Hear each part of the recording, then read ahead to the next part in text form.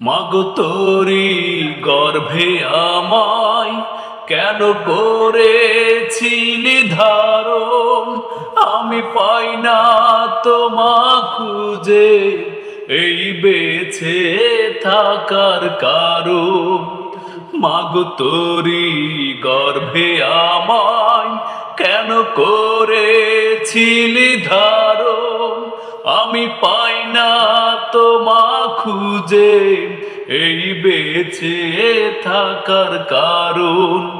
আমার জীবন ক্যালেন্ডারে নাই বছর নাই রে মাস, এটাই নতুন ইতিহাস। আমি জীবন্ত একটা লাশ, এটাই নতুন ইতিহাস। আমি জীবন্ত একটা লাশ, এটাই নতুন ইতিহাস।